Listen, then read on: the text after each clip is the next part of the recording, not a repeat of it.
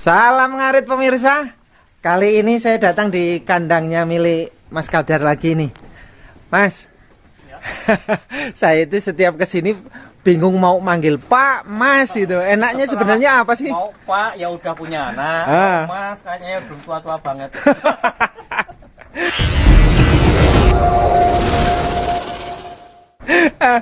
Ini betina semua apa ada bejantan ini?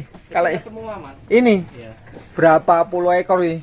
Ini semua sih ada sama sana adalah sekitar hampir 100. Itu minimal yang dihitung apa yang diingat? Yang diingat. Yang diingat. Kayaknya adalah 100. Mas, ini kan beberapa kali tayangan saya juga pengen sih ini agak berbeda. Artinya saya pengen menanyakan betul detail, bisa dijawab sih. Kalau bisa dijawab. Berkaitan dengan bagaimana sih kalau peternak itu kalau untuk menjual ternaknya kan terkadang ada kecenderungan salah satu oknum tidak percaya dengan oknum tertentu gitu karena takut dimurahkan, dimahalkan. Ini gimana untuk menemukan titik temu kayak gini? Kalau itu untuk titik temu itu agak sulit sebenarnya Mas jawabnya sih Mas. Itu kan tergantung sama individu orang masing-masing. Kepercayaan atau si A si B itu orangnya kayak gimana itu kan menurut peternak khususnya itu ya tergantung mereka sama siapa sih yang percaya nah itu. Nah, untuk menentukan nih Mas. Iya. Bagaimana sih supaya peternak itu bisa saling percaya bahwa yang dipercaya maksudnya kalau dijual contoh ke Mas Kadar gitu. Ini gimana ini caranya? Maksudnya supaya peternak percaya gitu. Kalau saya yang pertama Mas, saya jaga kepercayaan Mas. Dalam arti ya kita upaya walaupun saya nggak bilang saya jujur ya, tapi berusaha baik lah kan dalam arti kan jangan main-main pada peternak. Kalau saya bilang saya jujur, saya takut salah kan gitu. Nanti ya saya berupaya maksimal mungkin jangan mempermainkan peternak kan gitu. Kalau masalah untuk kepercayaan peternak pada si A si B-nya saya sih nggak bisa jawab, itu hak masing-masing sih. Hak masing-masing. Tapi prinsip saya itu lebih baik saya menjaga kepercayaan daripada saya mencari kepercayaan. Itu ya? Iya, itu prinsip saya. Nah, kalau lebih baik mencari untung dulu di awal, untung ya, untung beli itu kan terkadang cari untung kan banyak-banyak itu ke peternak. Ini pilih cari untung dulu apa cari apa dulu sih kalau di peternak itu? Kalau saya misalnya, karena saya berdagang ya Mas, saya berdagang, otomatis saya jual pasti cari untung Mas. Dan saya beli pun cari untung, tapi ya pakai kira-kira lah. Dalam arti kira-kira itu ya tidak menjatuhkan peternak. Jangan menjatuhkan peternak, kalau cari untungnya pasti. Pasti ya. Rata-rata itu mengikuti kesepakatan peternak, permintaan peternak apa permintaan pedagang sih sebenarnya kalau peternak itu jual ngelepasnya? Ya kita berunding Mas. Berunding maksudnya peternak katakan minta sekian, nah kita itu ada perundingan. Maksudnya kesepakatan dengan harga berapa kita mesti nawar. Cocok ya. Tapi nah, jangan menjatuhkan kan. Jangan menjatuhkan ya. Punya dagang pun saya jadi peternak. Gimana rasanya kalau dijatuhkan? Karena sudah berawal dari peternak dulu ya. Rasa sakit sudah ngalami ya. Mas, nah kalau ini untuk pelajaran pemula juga sih. Apa namanya? Untuk membuka pasar jual. Seumpamanya kan kadang ada peternak tuh pengen belajar usaha. Gimana sih ceritanya, triknya gitu? Kalau saya ibaratnya gini, kita sebagai peternak itu harus maksudnya berhati dua atau berdaging dua. Ibaratnya gini, seperti berdagang ayam geprek itu kan nggak tahu siapa yang mau beli. Juga peternak itu juga nggak tahu siapa yang mau beli ternaknya kan. Makanya kita yakin aja lah pasti laku kan. Pasti laku. Nah, untuk enaknya jual ke pedagang dulu atau jual ke pasar atau jual antar peternak sih? Kalau pemula atau orang lain pengen belajar dagang? Kalau orang lain pengen belajar dagang ya enaknya sesama pedagang lah. Sesama pedagang? Dari sesama pedagang itu bisa belajar. Kalau dengan peternak nggak bisa belajar ya? Bisa belajar. Enak sama pedagang, maksudnya kita beli ukuran segini kita jual ke pedagang, kalau kita untung berarti kita udah mulai menguasai di harga pasar. Tapi kalau sama petani kan nggak bisa nabung harga harga berapa itu kan petani ngikut agama pedagang. Ngikut ya? Iya. Jadi patokannya di pedagang tetap belajar standarnya ya? Kita bisa tahu ukuran kambing, harga kambing itu ya kita belajarnya sama pedagang itu kalau saya. Dulu gitu kan. Nah, untuk menentukan pasar lokal yang sangat dibutuhkan, bahwa yang dibutuhkan itu Jawa Randu, yang dibutuhkan itu kacang. Nah, ini gimana memahami itu? Ya kita kan beberapa kali ke pasar, di situ yang kita amati yang kenceng lakunya di kambing apa kan gitu. Diamatinya harus itu ya, gitu. sesuai dengan kearifan lokal berarti ya. Itu. Kita harus jeli kita. Tapi secara nasional Jawa Randu masih kuat. Jawa Randu itu sudah menjadi mayoritas penggemarnya banyak. Penggemarnya banyak. Peminatnya banyak. Peminatnya banyak. Masih kalau sana koleksinya? Mas aktivitas ini harian apa nih sekarang? Biasanya terus dagang. Aktivitas? Iya. Sore ini? Sore ini rencananya kiriman ke Surabaya, Mas. Hah? Ke Surabaya. Serius? Serius. Berarti saya bisa ngelihat ini mau yang mana yang mau dinaikkan? Ini terus? Kita kirim ke Surabaya belah sini. Nah, ini di dalam ini banyak juga ya. Ini semua? Semua. Berapa puluh ekor? Kalau semua ada stok ada 100, semua yang di bawah semuanya mobil, Mas. Oh. Mau dibawa Surabaya satu tempat atau berapa tempat, Mas? Satu orang pemesan? Satu orang. Ini bur milik siapa, Mas? Ini dipesan orang Surabaya juga ini. Ini? Ini mau dikirim ke sana? Dikirim juga ya. Ngapa nggak dikirim ke sini aja ke saya? Kebetulan lebih dulu sana yang mesen, Mas. Ini mana aja yang mau dikirim? Ada bur nih berarti? Ada. Berapa ekor? Ada 3 ekor, pejantan semua. Semua? Semua sama lepas sapi itu. Waduh, ada yang diambil dah. Yang mana, Mas? Di sini bukan? Atau di sebelah sana? Sana. Ini pengiriman hari ini? Hari ini. Sore ini? Iya. Oh, ini udah pada kenyang semua ini tidur-tidur. Ini, Mas, ini. Oh, ini. Oh, ini terus mana lagi? Waduh. Oh, itu. Oh, ini.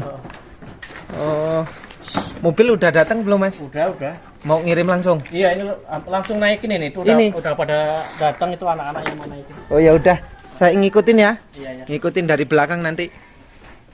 Kalau pengiriman ada obat-obat yang di nggak sih, Mas? Harus kita harus kasih obat fisik supaya kambing atau tujuan sehat. Ada obatnya? Iya, kita kasih obat mata juga. Oke, saya ikuti ya, Mas ya. Iya. Oh, ini pemirsa. Ini sudah mulai diangkat ini. Mas, ini betina-betina semua ya? Pejantan berapa? 3 ekor. Oh, cuman cross. Ini dikasih apa ini? Ini kasih obat, Mas. Obat apa aja sih kalau bisa tahu? Kita pakai antibiotik dan B-kompleks. Dan kita kasih obat mata juga. Itu antibiotik dan B-kompleks jadi satu? Iya. Berapa cc kalau segini? Kita kasih 2 cc. 2 cc? Iya. Nah, yang ini disemprot buat apa? Ini mata, Mas. Apa obat matanya? Kita pakai jeruk nipis, super tetra, domeng, terus kita juga kasih campurin LA1 ini. Oh, kalau segini apa? Jeruk nipisnya seberapa? Kita kalau segini kita kasih 3 buah. 3 buah. 3 biji terus itu jeruk nipisnya. Iya, Domeknya? kita kasih 5 butir. Super tetranya? Super tetranya kita kasih 3. Domeknya 5. Iya. Ada air nggak, Mas, ini? Dikasih air juga? Iya, ini kasih air juga. Airnya air putih. Air putih tapi air mateng, Mas. Oh, Jadi kasih air hangat gitu. dikasih air hangat. Jadi ini fungsinya kalau kayak gini apa sih? Supaya kambing sampai tujuan Sehat. sehat, sakit mata. Biasanya aman pakai itu. Alhamdulillah belum bisa pakai ini. Aman ya.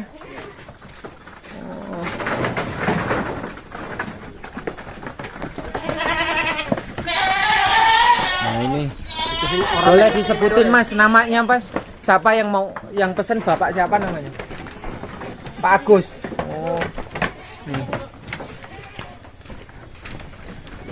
Kalian pun di pasar Bangurejo dengan kantor pos itu punya anak.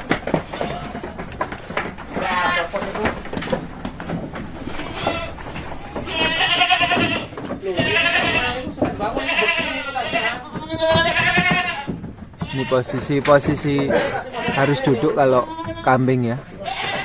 Kambing itu kalau pengiriman jauh bagusnya memang tidur kayak gini nih. Karena kalau berdiri pasti gampang masuk angin. Juga nanti waktu di tanjakan atau di temurunan nanti kan kalau berdiri malah bisa maju ke depan, bisa masuk ke belakang gitu kan. Kalau kayak gini kan rata, rapi, dia nggak bergerak-gerak, sampai sana aman, sehat. Fisik juga lebih terjaga, aman. Kalau berdiri dia akan lebih capek.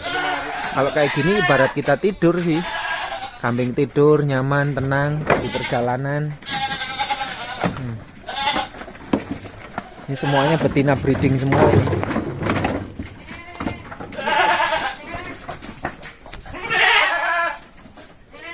Ini mesin rakitannya Pak Kadar sendiri ini. Ini mesin rakitan. Kalau pakan juga kita lihat ya. Ada beberapa kali tayangan masih bingung genjet itu apa. Nih, saya lihatkan nih. Ini genjet nih. Ini sisa penggilingan jagung memisahkan antara tongkol dengan biji. Nah, ini ada kayak gininya. Nah, ini namanya genjet jagung. Nih, mungkin kalau di beras namanya bekatul, dedak.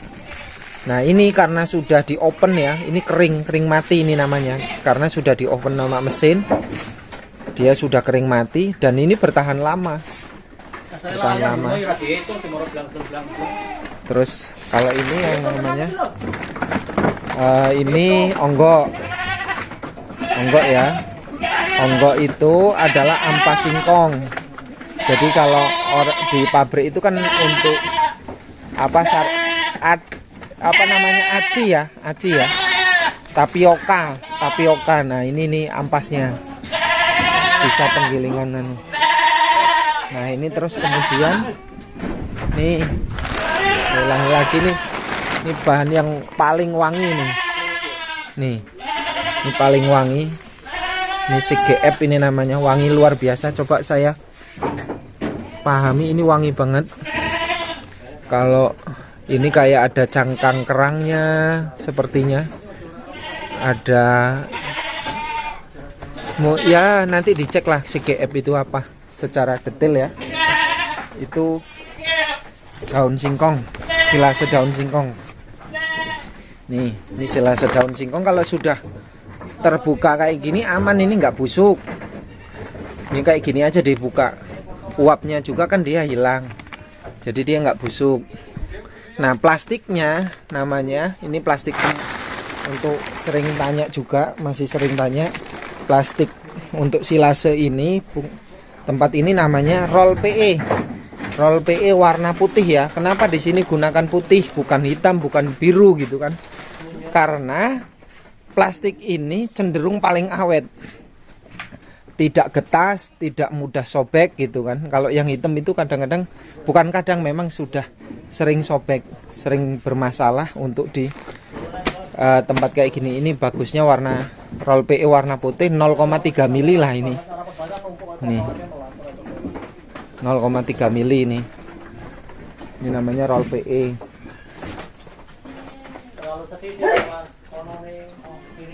Ini bahan-bahan semua, saya cek semua ya. Bahan-bahan makanannya. Ini apa ini? Oh, ini batang singkong. Ini batang singkong pemirsa. Ini batang singkong murni, ini batang singkong. Ini ditali. Batang singkong saya buka ya. Dibuka, kita lihat dalamnya batang singkong.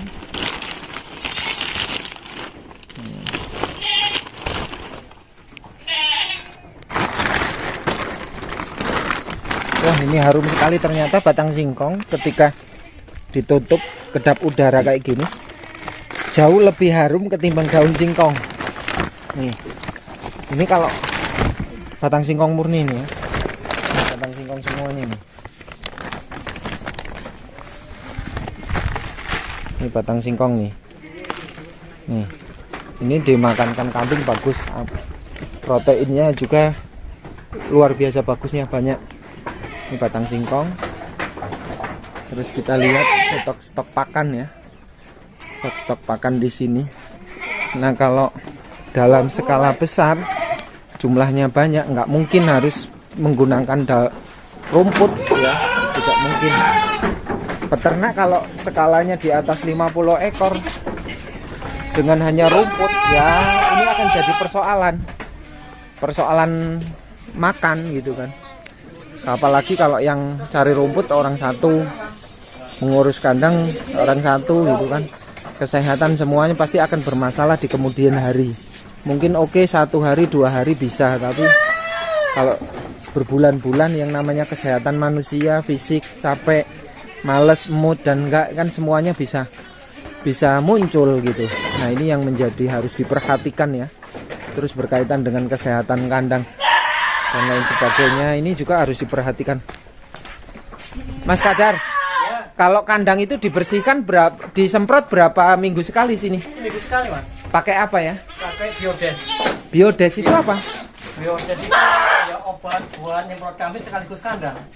Itu bukan untuk hama darah putih di sawah, bukan? Bukan, itu biasanya untuk hama darah putih yang di kandang. Oh, nah khusus memang ternak ya? Ya, ternak biasanya itu yang pakai itu yang peternak ayam. Peternak ayam? Yang pakai itu biasanya. Namanya biodes. Itu Mas botolnya ada di situ. Mana? Itu. Ini ya? Oh, ini. Ini ya? Ini. Iki melu lagi.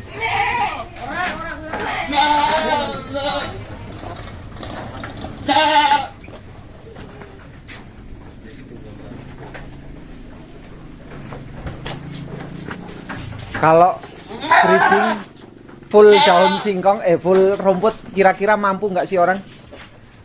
Cuma 10, 15 mungkin. Kalau jumlah besar nggak mampu, Mas. Hah? Nggak mampu kalau jumlah besar. Nggak mampu? Mampu pasti kambingnya kurus. Pasti kambingnya kurus ya? Nggak jamin ya? 50 ekor nggak mampu pasti ya? Nggak mampu itu pasti banyak kambing yang kurus. Pasti ya? Iya. Dan mesti anaknya angka kematiannya lumayan tinggi. Angka kematiannya tinggi? Angka kematiannya tinggi untuk anak-anaknya. Sebabnya gimana ya? Nggak faktor perawatan apa ya? Faktor perawatan, Mas, itu kan kadang-kadang kalau jumlah kita ngarit setiap hari kan kita lumayan capek. Hah? Ukurannya ibaratnya orang ngarit itu kalau pelihara kambing 10 kita kasih pakan mungkin 2 karung. Hah? 15 mungkin ya 2 karung, 20 mungkin 3 karung, kan tetap berkurang porsi makannya. Juga kan ngikutin tenaga yang ngarit ya? Bermasalahnya di situ ya? Oh, gitu ya. Katanya kalau ngandelin rumput ya pasti. Makanya banyak petani yang gagal di kambing itu karena dia ngandelin ngarit, Mas. Ngandelin ngarit? Iya. Walaupun pakai bank pakan tetap nggak cukup, nggak mampu ya? Kadang-kadang kan nutrisinya kurang, Mas. Nutrisinya kurang ya? Iya. Cuma kan kadang-kadang orang itu nggak ngeh di bidang itu. Yang penting kasih makan ya udah. Oh gitu, iya. Mas Kadar, nomor telepon berapa sih? 0813 6672 8643. WA ya ini ya? Itu WA juga. Telepon WA juga ya? Paling enak ngubungi jam berapa? Kalau kita ya mungkin biasanya baru maghrib luasa, kita nggak ganggu dengan kerjaan gitu. Habis maghrib? Aman ya? Aman. Ini udah indukan atau dere atau doro? Doro ini, Pak. Doro ya, siap Doro kawin diri, semua? ini Doro, itu diri. Oh. Tinggi sekitar 70 Kalau itu mungkin Pemesanan berapa DP-nya? alhamdulillah ngasih 80. 80% ya? Oh, nanti sisa? Bisa setelah kambingnya apa ya? Oh gitu.